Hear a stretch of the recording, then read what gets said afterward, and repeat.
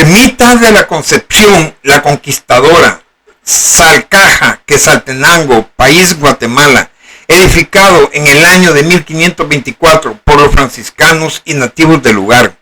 Seguimos demostrando que la historia antigua es nuestra, con evidencias físicas. Fuimos los primeros en evangelizar en América a los nativos indígenas. Prueba de ellos, la fotografía de la imagen de la iglesia abajo descrita, año 1524.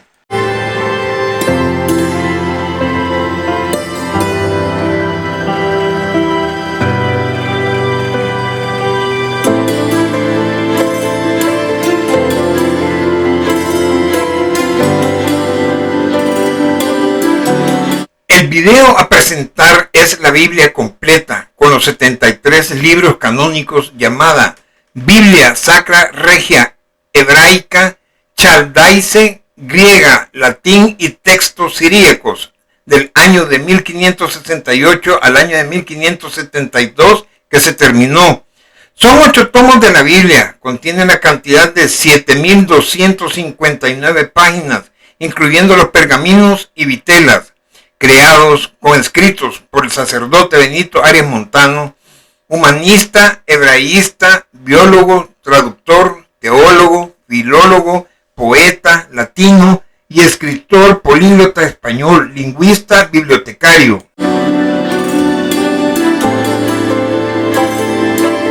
Imagen fotográfica de la pintura hecha en carboncillo de su época del sacerdote Benito Arias Montano, siendo él con sus estudios humanista, hebraísta, biólogo, traductor, teólogo, filólogo, poeta latino, escritor políglota español, lingüista, bibliotecario, lenguas semíticas, exégesis.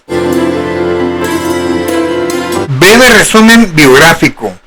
Benito Arias Montano nació en el año de 1527 en la localidad extremeña de Frenegal de la Sierra, España, y falleció el 6 de julio del año de 1598. Siendo aún muchacho, le enviaron a estudiar a Sevilla, que será en adelante su patria adoptivo.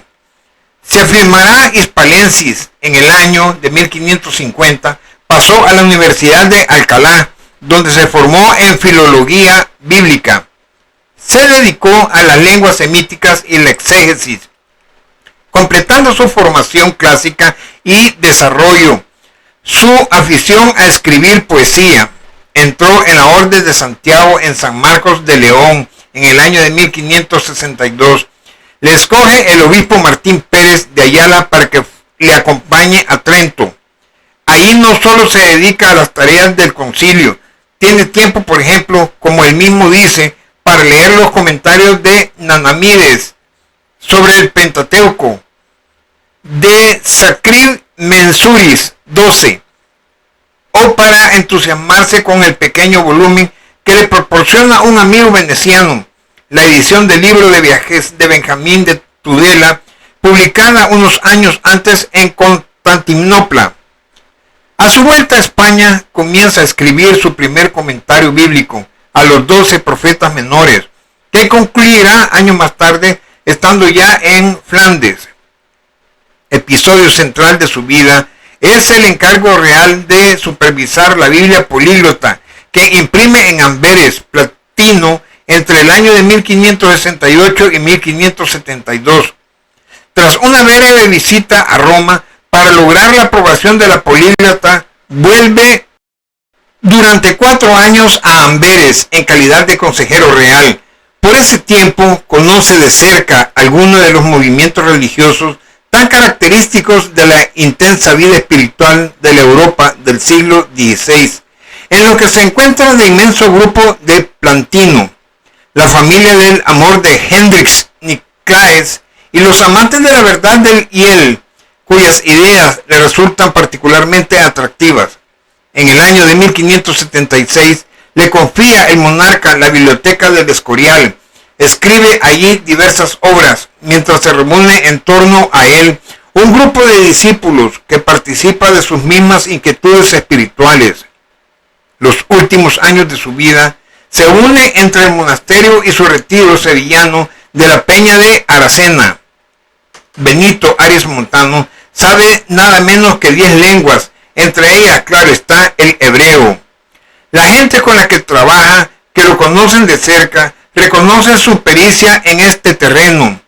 Su actividad como hebraísta, incluyendo en su concepción de la lengua hebrea, sus trabajos en la políglota y sus principales comentarios bíblicos, la lengua hebrea, Arias Montano expresa en diversos lugares de la políglota la alta estima que para él merece la lengua hebrea. Recogiendo tradiciones anteriores, sostiene que son 2 las lenguas particularmente escogidas por el propio Yahvé, Divino Concilio, en la que se contiene el fundamento mismo del misterio divino, el hebreo y el griego. La primera es la más antigua de todas, instituida por el mismo Yahvé, y es la lengua de los primeros hombres, mientras que en el griego tiene también especial categoría, como la lengua de Jafet, hijo de Noé, hablada por gentes particularmente cultas. Al hebreo le corresponde un lugar único y preeminente. Existe desde el principio del mundo. Es la lengua que emplearon los primeros padres del género humano, en la que Yahvé dio la ley a Moisés, puso nuevos nombres a sus escogidos, Abraham, Sara, Israel, y en la que expresó su propio nombre divino. Además, en lengua hebrea, se dio nombre a la mayor parte de los más nobles elementos y objetos del universo: cielo, tierra, mar, luz, noche, etc. Así como a los grandes personajes de la antigüedad, cuyo nombre no tiene sentido alguno en otras lenguas. Es una palabra, la mejor de las lenguas, que destaca por encima de las demás. La Biblia Sacra Regia, como se le conoce en esta exposición, fue editada por Arias Montano entre el año de 1568 y 1572. Se convirtió en el texto básico de las escrituras hebreas para los traductores de la Biblia. La impresión de esta Biblia, conocida como Regia, duró 4 años, desde el año de 1568 al año de 1572, y se distribuyó en 8 tomos o volúmenes. La necesidad de una edición semejante se hacía sentir imperiosamente como reacción contra la reforma, como una nueva arma en defensa de la fe. Ya en 1514 y 1517, la famosa Biblia de Alcalá del cardenal Jiménez de Cisneros había compilado los más antiguos textos bíblicos en hebreo, caldeo, griego y latín. Plantin deseaba hacerlo mejor en su imprenta y crear una verdadera obra maestra de la tipografía, al mismo tiempo que un monumento de ciencia teológica y lingüística. Era una empresa tan audaz para aquella época que exigía enormes esfuerzos. Resumiendo, la Biblia Regia, año 1578-1562, fue un éxito de la crítica y público, un trabajo sublime tanto por el texto en sí como por la tipografía utilizada, y que solo el monarca español era capaz de costear, y aún con problemas, el renombre que le proporciona a la Plantin. Este trabajo no tiene parangón. A partir de allí le llueven los contratos a la imprenta, libros, láminas, mapas, etc. Es preciso indicar que a los 3 últimos tomos, 5, 7 y 8, la llamaron Apparatus. Los 3 últimos volúmenes son los denominados por Arias Montano Apparatus. Indica que estos tomos se incluyeron tratados sobre las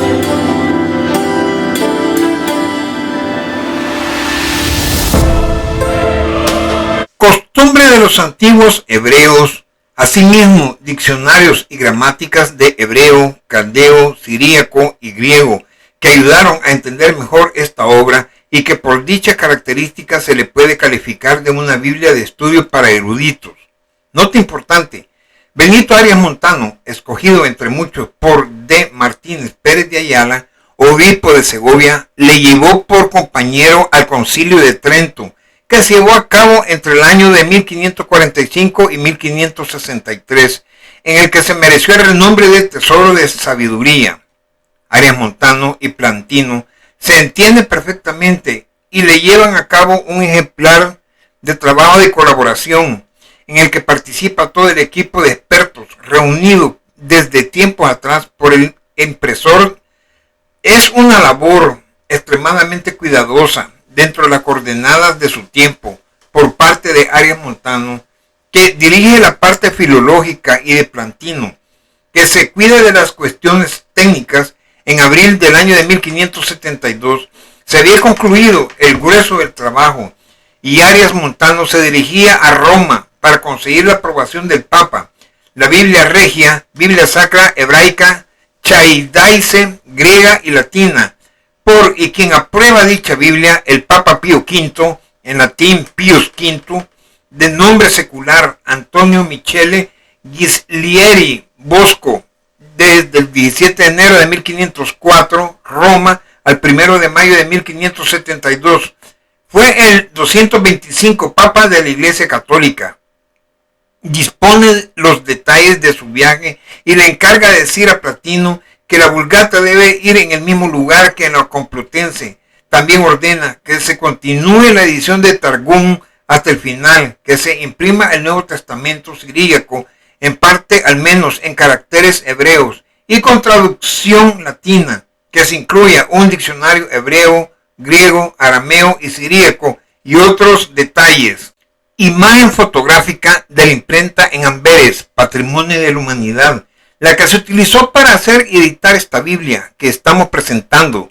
Cierto era que Plantin, oriundo de los Países Bajos, que pertenecía a la monarquía hispánica, era un mago de la imprenta. Eso nadie lo pone en duda. Hábil, con gusto y trabajador incansable, rápidamente se hizo un hueco en la ciudad de la imprenta por excelencia. Amberes, también Países Bajos, quien tenía por soberano a Felipe II. Fue ahí donde abrió su oficina plantiniana. Ver abajo de este escrito la imagen fotográfica de la imprenta que se utilizó. La impresión deberá empezar cuanto antes, como ya estando explícitamente todas las correcciones de todas las lenguas, su prólogo, pedidas a Plantino, aunque no a todo perdido, sino a recuperar en libros para la Escorial. No podemos olvidar la conocida escena de la hija menor de Plantino, Magdalene, que a sus 13 años lleva a la residencia de Arias Montano las pruebas de la Biblia y lee en voz alta los textos hebreos, arameos, siríacos, griegos y latinos de las pruebas, mientras Arias Montano observa si están como conviene para la impresión. Los primeros volúmenes contienen el texto bíblico propiamente dicho en hebreo, griego, latín, vulgata y traducción nueva del griego, arameo y el caso del Nuevo Testamento con el texto siríaco. Los 3 últimos volúmenes constituyen el Apparetlus, esto es, ayudas y complementos. En el volumen 6 se imprime de nuevo el texto hebreo bíblico con versión latina interlineal, la del S. Pagnino, adaptada al hebreo, asimismo el Nuevo Testamento griego y una versión latina interlineal, retocada por Arias Montano, incluye gramáticas y léxicos hebreos, arameos, siríacos y griegos.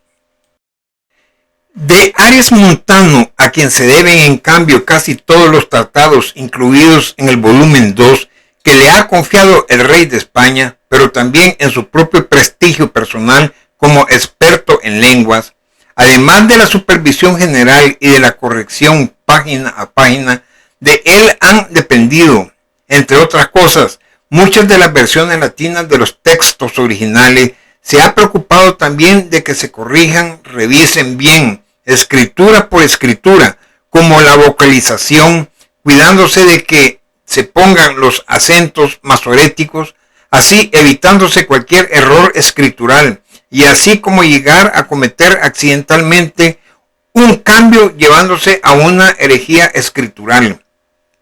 Ha procurado que se respete en todos los sentidos la labor llevada a cabo por los masoretas de Tiberias, por los que siente gran admiración a lo largo de los volúmenes de la Biblia políglota. Arias Montano deja constancia de que está muy familiarizado con el hebreo. Es capaz incluso de escribir en esta lengua de manera fundamentalmente correcta, en prosa y en verso. Al terminar cada uno de los libros de la Biblia hebrea, con contadas excepciones, se imprimen unas palabras suyas en hebreo de carácter formulario y sin variaciones.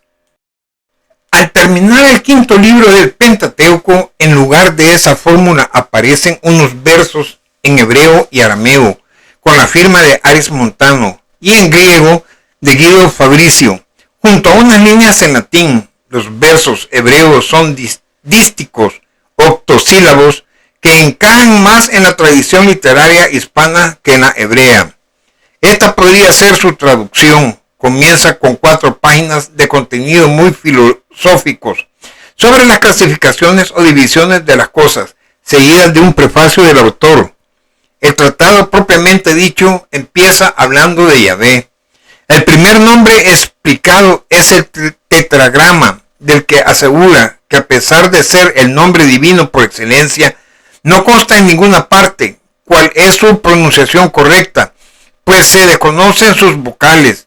La distinción entre YHWH y él es tradicional en el judaísmo.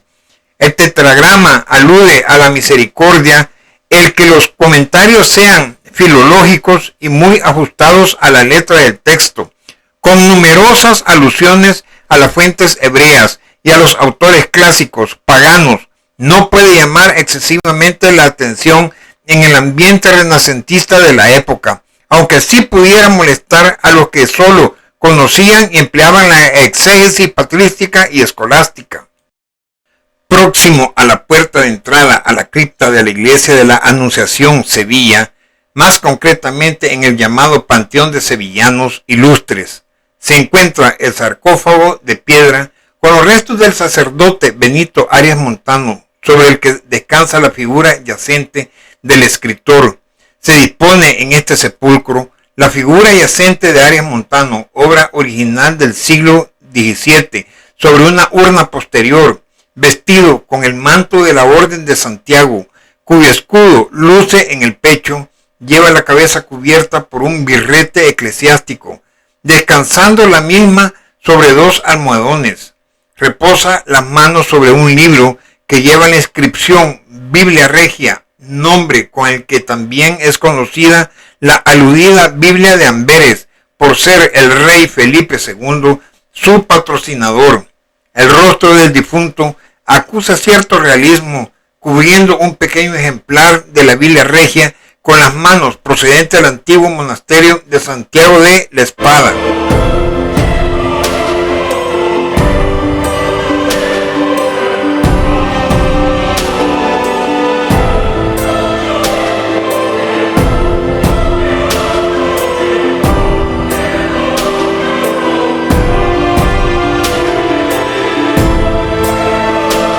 La siguiente posición es con relación a la Biblia completa con los 73 libros canónicos, llamada Biblia Sacra Regia Hebraica Chaldaice griega, latín y textos siríacos. Año 1568 a 1572, fecha en que se editó dicha Biblia. Creado con escritos por el sacerdote Benito Arias Montano en 8 tomos, con diccionarios, léxicos en hebreo, griego, latín, sirio, arameo. Las imágenes fotográficas de la Biblia se presentarán en forma aleatoria. Notas y aclaraciones. Numeral 1. Los 8 tomos de la Biblia contienen la cantidad de 7.259 páginas, incluyendo los pergaminos y las vitelas por medio de la imprenta de esa época. Numeral 2. En los 8 tomos, para hacer el corto en video, se tomará solamente una portada y una contraportada, representando a todas para que tengan una idea y así para no entrar en repetición, ya que todas confirmo que son iguales. Numeral 3. Las imágenes fotográficas de la Biblia se presentarán en forma aleatoria. Numeral 4. Se han escogido imágenes que representan cada uno de los 8 tomos. Numeral 5. Comenzaremos explicando hasta donde se nos sea posible las imágenes fotográficas para que lo vean y apreciando dichas escrituras, deleitándose de las mismas imágenes de su historicidad. Numeral 6. Están escritos en una columna, 2 columnas, 5 columnas. Numeral 7. Dentro de cada párrafo están escritos en letras grandes, góticas, con sus adornos, con figuras humanas y animales, la naturaleza, etcétera, etcétera. A mi izquierda, portada frente de la Biblia en pergamino con 2 broches en forma de cincho a mi derecha. Y estamos señalando con flecha lo que son los nervios. A mi derecha, contraportada trasera de la Biblia en pergamino y estamos señalando con flecha color púrpura los broches. Contraguarda delantera y guardia anterior final, y a mi derecha estamos señalando lo que son los broches para poder cerrar la Biblia.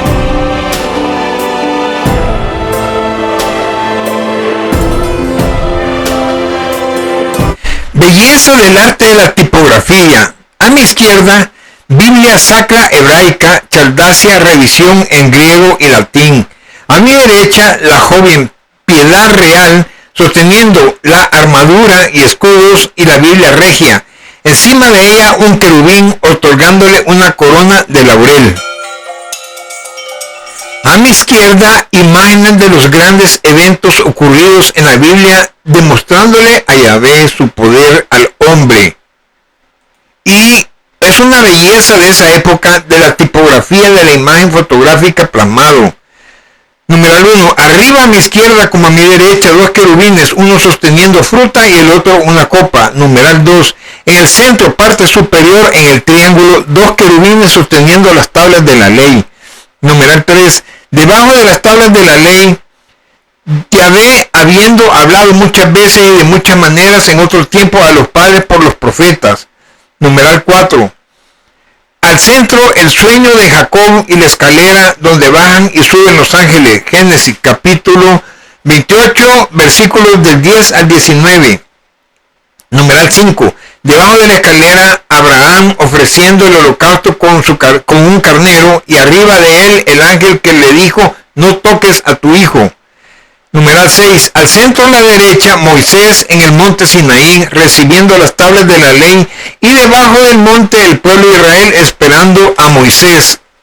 A mi derecha, los títulos escritos en hebreo, arameo, griego y latín. Los prefacios iniciales dentro de la Biblia del sacerdote Benito Arias Montano.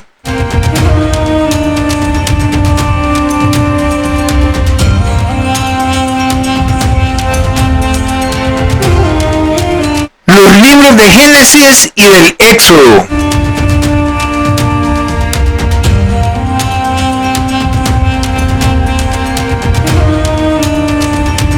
Los libros de Levítico y Números.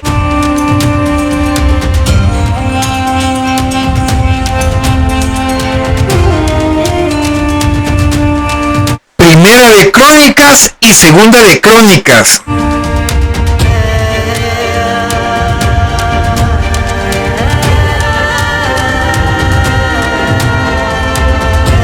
Prólogo del libro de Esdras y capítulo primero de Esdras.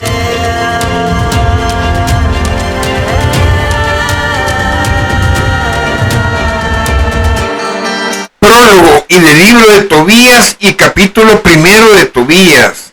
Prólogo y del libro de Judith y capítulo primero de Judith.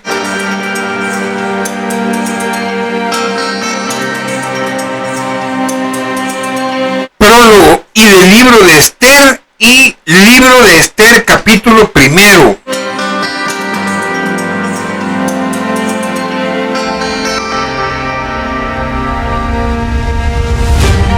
Prólogo y libro primero de Macabeos y segundo libro de Macabeos capítulo primero.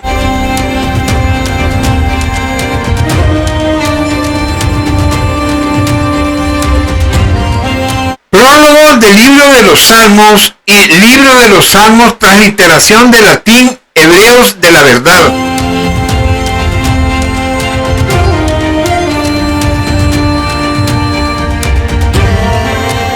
Prólogos del libro de Job y prólogos y argumentos del libro de Job.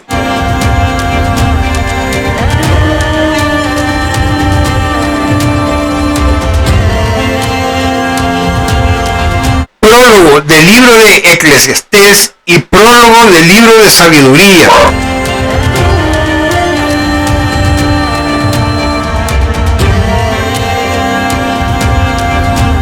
Tomo 3, final del tomo y firma tipográfica al final de cada uno de los 8 tomos del sacerdote Benito Arias Montano.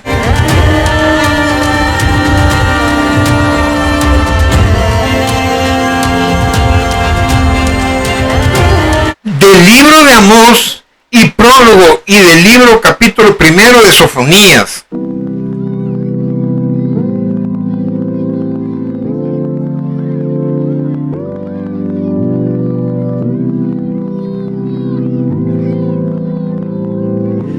Prólogo y del libro capítulo primero de Malaquías y tomo quinto del Nuevo Testamento.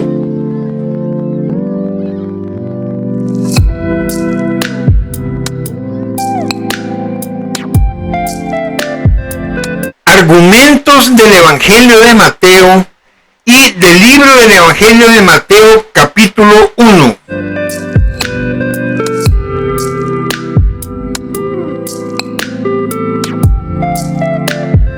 Prólogo y el inicio del capítulo primero del Evangelio de Marcos.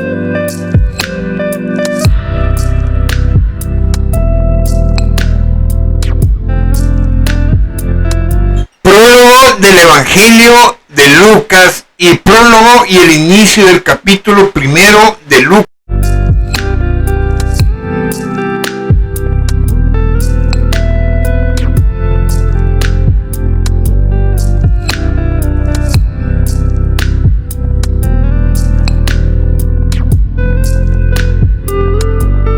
Prólogo del inicio del capítulo primero del Evangelio de Juan y Hechos de los Apóstoles.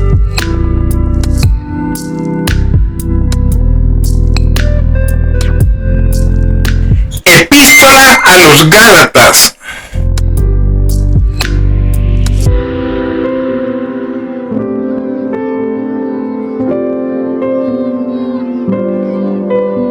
Epístola a los Colosenses y epístola a Timoteo.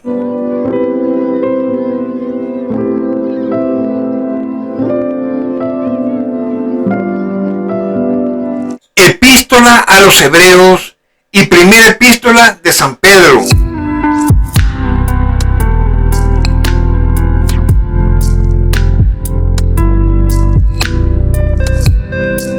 Prólogo y primera epístola de San Juan y epístola de San Judas.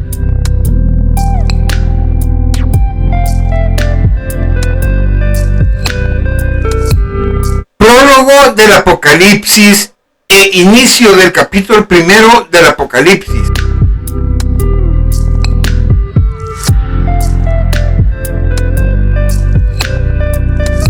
Epítome del tesoro de la lengua santa e índice en el idioma hebreo.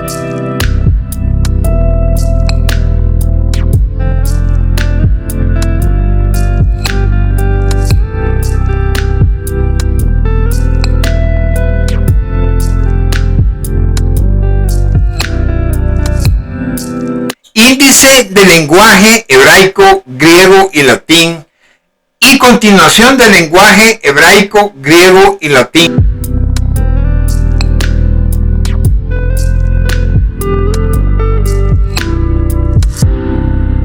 Gramática del lenguaje hebraico y siríaco del prólogo del colaborador para revisar esta Biblia Franciscus Rapelengis y la gramática hebrea, griego y latín. Prefacio de la vestimenta santa de Aarón, sacerdote levita, y cómo interpretaban en el año entre 1568 a 1572 de la vestimenta de los sacerdotes levitas en Éxodo capítulo 28 versículo 40 en adelante. Ustedes pueden ver la imagen del sacerdote levita, el incensario, y detrás de él una israelita llevando un toro para la expiación de sus pecados. Los utensilios que Yahvé le dijo a Moisés que los hicieran para que estuvieran fuera y dentro del tabernáculo. La menorá deberá estar encendida, el arca de la alianza en Éxodo capítulo 25 versículo del 10 al 22, el altar del incienso, el holocausto del ganado, la ofrenda, un macho sin defecto cerca de la entrada del tabernáculo.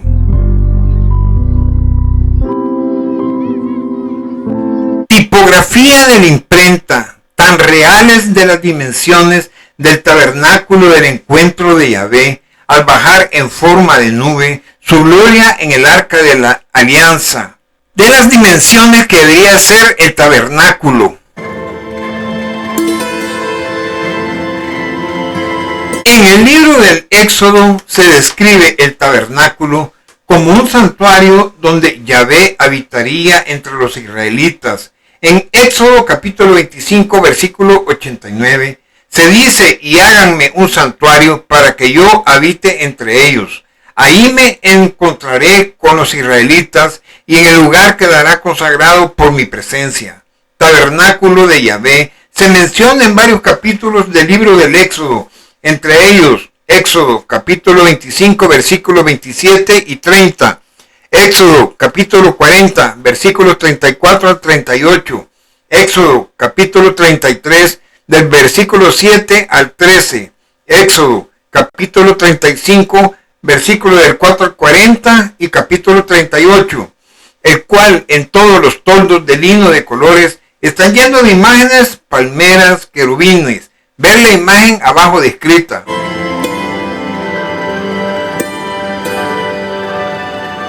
Imagen fotográfica de cómo comprendían y entendían en la Edad Media por nuestros eruditos en la materia bíblica el tabernáculo de Yahvé, haciendo énfasis aquí, rodeando su pueblo Israel alrededor del tabernáculo.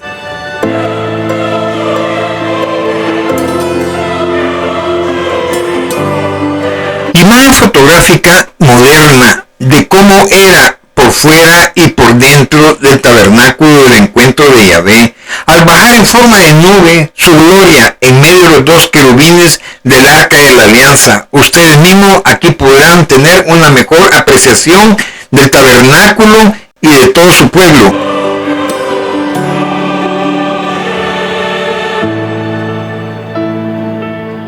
Mapa describiendo la tierra de Israel visto geográficamente en la Edad Media.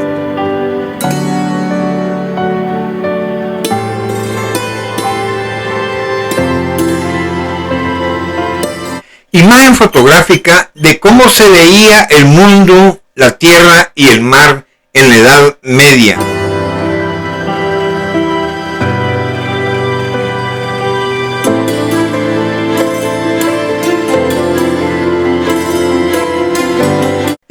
dominio del lenguaje hebraico de Francisco Rafalengis y vocabularios de escritos sirios.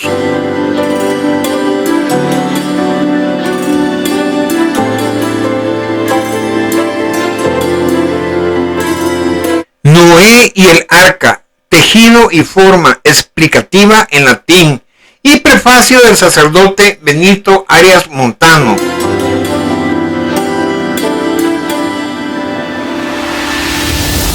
Resumen sobre la evangelización y preparación sobre los sacerdotes de diferentes congregaciones y monjas. Durante la Edad Media y antes de la Edad Media, los sacerdotes y monjas especialistas en crear, escribir y hacer las Biblias, los clérigos se dirigían en aldeas, pueblos y ciudades, pretendiendo acercar al pueblo los temas de los cultos y religiosos en la evangelización de nuestra fe católica, predicando los evangelios y con un propósito didáctico y moralizador, utilizando la lengua romance. Su oficio recibía el nombre de Mester de Clerecía, que era una literatura medieval compuesta por clérigos, es decir, hombres instruidos bíblicamente. Asimismo conocían las lenguas vernáculas. Recordemos también que nuestros sacerdotes en sus evangelizaciones iban a pie, recorriendo grandes distancias, llevando sus libros bíblicos. Esporádicamente les ayudaban en sus transportes cuando se encontraban en caravanas de personas conduciéndose por las carretas que iban de un lugar a otro. Otras veces los llevaban a caballos. Hacían los ritos de la Eucaristía, unción de los enfermos, confesiones, salmodias, bautismos, etcétera, etcétera. Muchas cosas, o mejor dicho, se le atribuyen a la Iglesia Católica. Todas estas consideraciones a su favor recién aparecieron a principios de los siglos XVII y XX. Si bien la Iglesia Católica fue la gran promotora de la evangelización que el Señor Jesucristo dejó en su palabra en Mateo capítulo 28, 19, ir y hacer discípulos a todas las gentes, bautizándolas en el nombre del Padre y del Hijo y del Espíritu Santo, católica universal. Así también promocionó las artes y las ciencias en la Europa medieval y en los albores del modernismo. Sin el patrocinio de la Iglesia no hubieran existido los grandes filósofos, teólogos, biblistas, hebraístas, en arameo, siríaco, lenguas vernáculas de habla griega y teóricos medievales, ni las grandes catedrales y, para asombro de muchos, la creación de las universidades tal y como las conocemos hoy por medio de la Iglesia Católica. Fue la corriente teológico-filosófica predominante del pensamiento medieval tras la patrística de la antigüedad tardía y se basó en la coordinación entre fe y razón y los pensamientos teológicos. Describimos el sistema organizativo de la enseñanza y de las diferentes instituciones, el papel de los agentes de la educación, el currículo de la enseñanza y las herramientas materiales y formales. En la Edad Media, la institución más conocida en la universidad y las primeras universidades fueron creadas por monjes cristianos en los siglos XI, siglo XII y siglo XIII, a partir de las escuelas catedralicias y monásticas. Una de las primeras universidades occidentales fue la Universidad de Bolonia, fundada en el año 1088 en el Burgo de Bolonia, Italia. La Universidad de Bolonia fue laica y se originó de escuelas comunales, pero de ella no nos vamos a ocupar directamente, sino que vamos a exponer aquellos elementos que explican una máxima en el desarrollo de las ideas y la historia. La originalidad de un hecho significativo siempre acontece en un contexto que lo posibilita y del que al menos es razón suficiente. Las palabras llevadas en la educación medieval, instituciones medievales y bíblicas, metodología medieval y universidades, etcétera, etcétera. Podemos hablar de un entramado organizativo estructurado que responde en la mayoría de las ocasiones más a las necesidades que una planificación.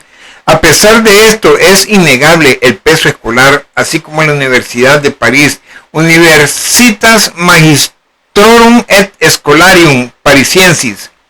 La Iglesia Católica, desde el comienzo de sus albores, fue y es la única por más de 21 siglos de evangelizar al mundo por medio de sus sacerdotes y monjas de diferentes congregaciones que profesan. Nuevamente, volvemos a expresar las grandes evangelizaciones cristianas, tanto en Europa, así como en el continente americano, asiático, africano y Oceanía. Es debido y gracias a los sacerdotes de diferentes congregaciones y monjas de la Iglesia Católica Cristiana. Esta es una de las tantas Biblias que se utilizó para la evangelización católica y que seguiremos poniendo más de ellos.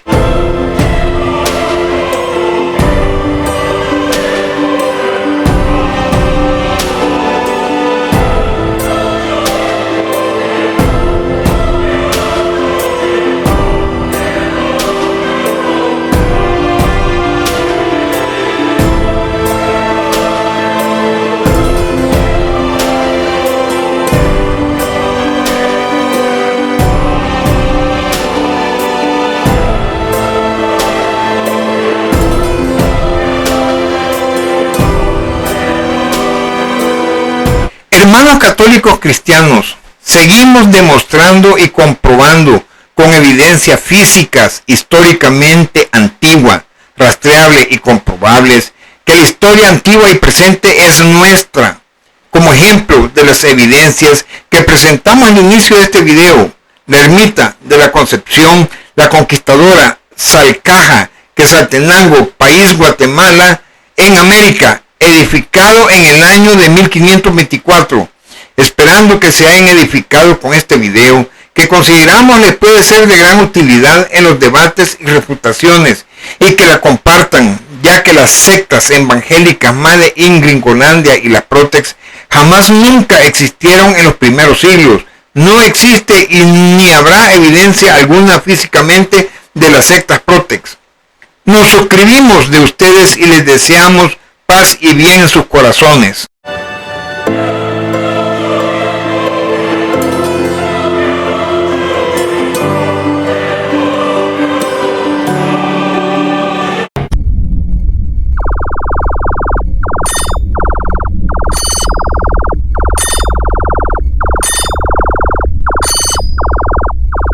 Te invitamos a que veas nuestros videos en YouTube.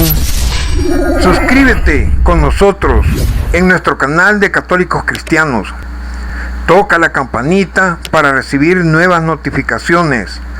Dale me gusta y comparte nuestros videos donde tú gustes. Que la paz de Yahvé, con Cristo y el Espíritu Santo, sea con todos ustedes. Amén.